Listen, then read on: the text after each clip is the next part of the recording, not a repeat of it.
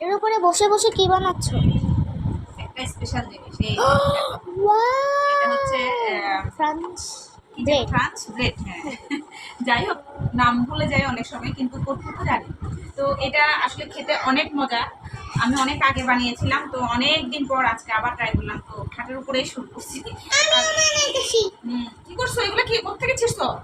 তো বাচ্চাদের জন্য বানাচ্ছি। আর এটা একদম মানে ভাজার পরে কেমন লাগে অবশ্যই সেটাও দেখাবো।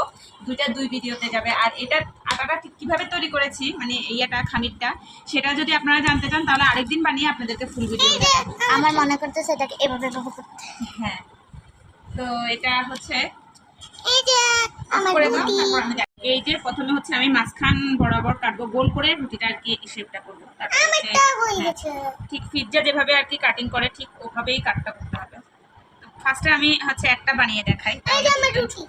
হ্যাঁ, তো এটা দেখাই। একটাকে আমি প্রায় 8 ভাগ করবো আর কি। তো এই যে দেখেন একদম সহজ, মানে 10 মিনিটে এই পিঠাটা হয়। যদিও ডোটা একটু এখানে কেটে দেবো, জাস্ট এদিকে একটু পানি লাগিয়ে দেবো, মানে সিল করে দেবো আর কি। এই যে দেখেন জাস্ট এটাই হচ্ছে আমাদের ফেভিকল। এটাই ফেভিকল। তো এই যে এখানে একটু মোটা আছে, মানে এই পাশটা একটু একটু ছড়ানো থাকলে শেপটা সুন্দর আসে আর কি। তো এইভাবে করে আমি প্রত্যেকটা পিঠা বানিয়ে নেব। এরপরে হচ্ছে ভাজার পরে দেখবেন এটা কি পরিমাণ। এখানে হচ্ছে এই যে পানি, এখানে ডিম দিয়েও করা যায়, আমি পানি নিয়েছি, যদিও বেটার মধ্যে আমি ডিম দিয়েছি। এই যে আবার দেখাচ্ছে একদম সহজ সবটা। এই যে দেখছেন, মানে এটা যখন ভাজবো বা ওভেনে দেবো অনেক সুন্দর একটা ইয়া চলে আসে। দেখেন এটার শেপ কি সুন্দর। আর অনুষা, তুমি খুশি? আমার রুটি কই? আপনার কিরকম লাগতেছে? আমার কেমন লাগে, বাচ্চারা খেতে পারলে আমার শান্তি।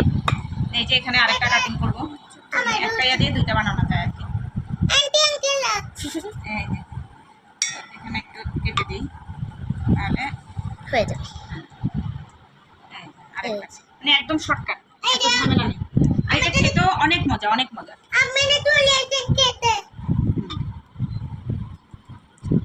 আগে আসলে রেগুলার টুকিটাকি মানে বানাইতাম বাসায়, এখন আসলে ওভাবে করে মন চায় না আপনাদের ভাইয়া বিদেশে থাকার কারণে। তবে ইনশাল্লাহ আসলে আবারও বানাবো, প্রতিদিন একদিন একটা রেসিপি বানাবো আর আপনাদের সাথে শেয়ার করবো। সবাই ভালো থাকবেন, আল্লাহ হাফেজ। দেখেন এই যে আমার বানানো অলরেডি শেষ। এখন হচ্ছে তেলে, ডুবো তেলে ভাজবো আর কি। তো তেলটা একদম গরম হতে দিবেন না পুরোপুরি, ফুল গরম হয়ে গেলে কিন্তু উপরে কালার চলে আসবে, কিন্তু ভিতরে হচ্ছে মানে হবে না আর কি, কাঁচা থেকে যাবে। তো আমি আজকে আর ওভেনে দেবো না, সবগুলো কিন্তু তেলেই ভেজে নেবো আর কি। ওভেনেও দেওয়া যাবে এগুলা, আমি তেলে ভাজার চেষ্টা করতেছি, কারণ আবার ওভেনে দেবো আবার তেলে বিরক্তি লাগতেছে।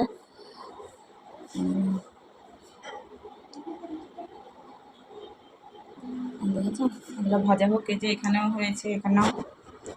তো আস্তে আস্তে আমি ভাজতে থাকি, তারপর কালারটা দেখাবো কেমন হয় কালার। গাইস দেখেন মাশাল্লাহ করে কি ফুলা ফুলছে এই যে। আর হচ্ছে এই যে আমি দেখাই, দেখছেন যেমন সফট, এই যে ভিতরেও হয়েছে মাশাল্লাহ। পারফেক্ট সত্যিই। আমি তো আপনারাও বাসায় এইভাবে তৈরি করে খেতে পারেন।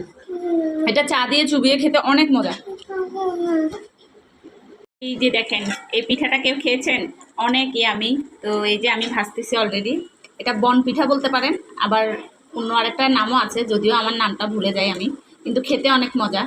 তো এটা যদি কিভাবে বানিয়েছি সেটা যদি রেসিপি জানতে চান তাহলে অবশ্যই জানাবেন, আমি আবারও বানিয়ে তারপর আপনাদেরকে দেবো রেসিপি। আর বিশ্বাস করেন এটা হচ্ছে আপনার চা দিয়ে চুবিয়ে বলেন, তারপরে হচ্ছে এমনি এমনি খেতেও অনেক মজা। এটা কিন্তু অনেক ছোট করে আমি বানিয়েছি, কিন্তু এই যে ফুলে ফেপে কি অবস্থা দেখছেন, টইটুম্বুর।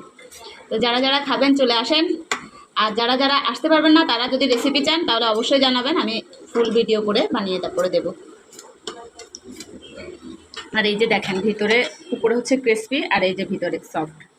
এই যে দেখছেন, মানে এত মজা এই পিঠাটা, বিশ্বাস করেন চা দিয়ে চুবিয়ে খেতেও মজা, এমনি খেতেও মজা। মধু দিয়ে অনেক মজা, সত্যি অনেক মজা। না অনুষা, মজা না?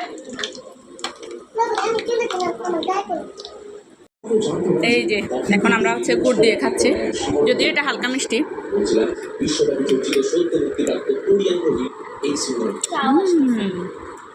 আমি আর এই যে ভিতরে দেখেন